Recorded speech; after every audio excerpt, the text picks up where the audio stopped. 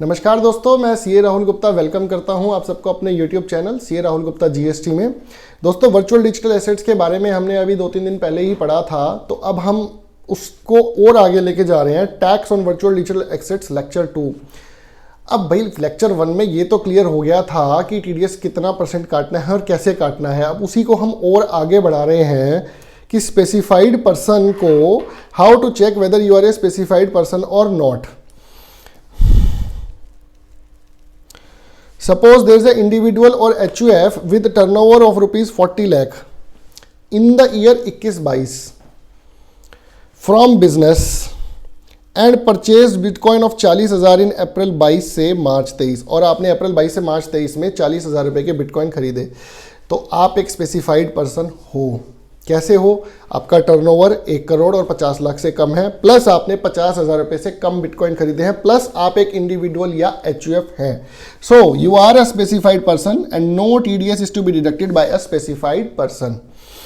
अब हम आगे बढ़ते हैं। Private limited company with nil turnover. दोस्तों, मैंने आपको बताया था प्राइवेट लिमिटेड कंपनी के केस में टर्नओवर चाहे कुछ भी हो, आपको टीडीएस 10,000 रुपये की लिमिट के हिसाब से देखना है कि क्या आपकी 10,000 रुपये की लिमिट ब्रीच हो रही है या नहीं हो रही है। And purchase bitcoins of rupees 9,000 rupees, यानी कि हमने 10,000 रुपये की लिमिट को ब्रीच नहीं किया, but it is not a specified person, but since bitcoins purchase are less than 10,000 then no TDS is to be deducted. ये चाहे स्पेसिफाइड पर्सन ना भी हो, एक स्पेसिफाइड पर्सन अगर आप बन जाते हैं तो आपको 50,000 की लिमिट बनती है।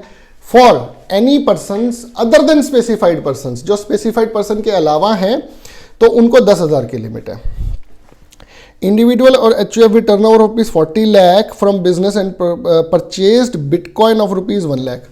अब यहाँ पे टर्नओवर तो हमारा क्राइटेरिया मीट कर गया, लेकिन हमने बिटकॉइन 50,000 से ऊपर के खरीद लिए, तो हमें नॉट ए स्पेसिफाइड पर्सन का दर्जा मिलेगा since 50,000 limit has been breached. So दोस्तों, अब आपने ध्यान रखना है कि आप कितनी लिमिट में क्या कर रहे हैं और कब टीडीएस आपने काटना है, कब नहीं काटना है, वरना बड़ी दिक्कत आने वाली है। प्रोविजंस। अच्छा, अब हम क्यों चाहते हैं कि हम स्पेसिफाइड पर्सन बन जाए? दोस्तों, स्पेसिफाइड पर्सन बनने के फ़ायदे हैं।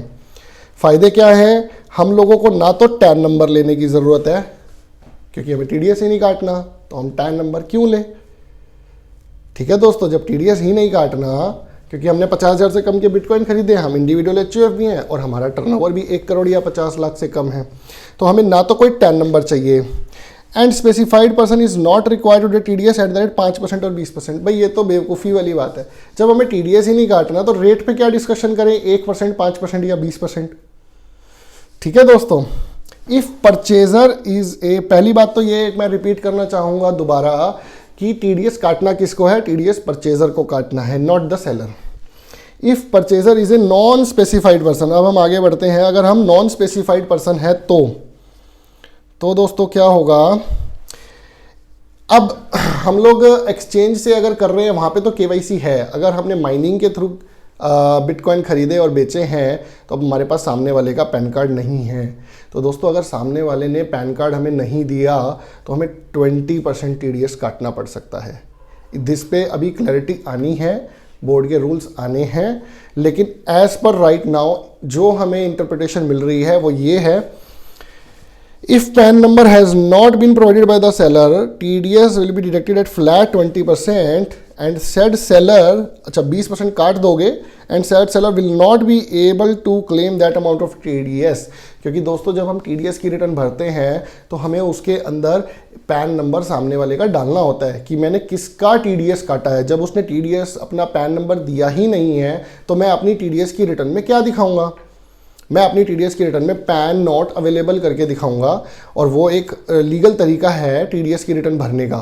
लेकिन इससे नुकसान सेलर को है, उसको कोई इनपुट नहीं मिलेगा। तो दोस्तों, अपने पैन नंबर एक्सचेंजेस पे या माइनिंग पे हर जगह आप जहाँ पे भी अपडेट कर सकते हैं। जहाँ पे ऑप्शन नहीं है वहाँ पे रिक्वेस्ट करो ऑप्शंस आने का। इफ सेलर प्रोवाइड्स पैन, अब हम सेकेंड ऑप्शन पे आ जाते हैं। सेलर ने पैन दे दिया but has not filed his income tax return for assessment year 22-23। 31 मार्च 2022 की जो अभी जुलाई 2022 में रिटर्न जाएगी, दोस्तों ये सभी आप भर देना। अगर आपने ये रिटर्न्स नहीं भर रखी हैं तो आपका 1% की बजाय 5% तक पे टीडीएस कट सकता है।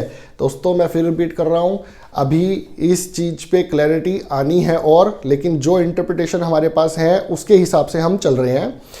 तो 5% will be deducted by the seller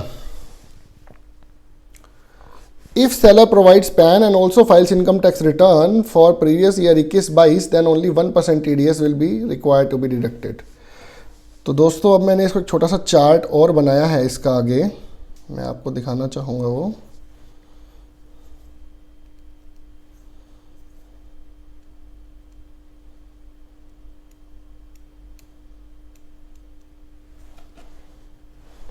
seller has given his PAN and has filed his last year income tax return, then TDS rate will be 1%.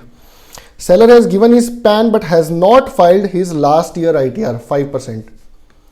TDS rate will be deducted by the buyer only. Seller has not given his PAN, अगर seller ने अपना PAN number नहीं दिया है तो 20% TDS will be deducted. So दोस्तों, this content is for educational purpose only and we are also waiting for issue of rules and regulations by the income tax department. We hope you enjoyed our video. आप please comment section में ये ज़रूर बताइए आपको हमारी videos अच्छी लगती हैं तो, और अगर आप इसमें कुछ चेंजेस चाहते हैं, कुछ और टॉपिक पे आप वीडियो चाहते हैं तो प्लीज़ कमेंट सेक्शन में बताइए। We would be happy to help you. अगर आपको हमारी वीडियोस अच्छी लगे तो लाइक, सब्सक्राइब और शेयर करना ना भूलें। धन्यवाद।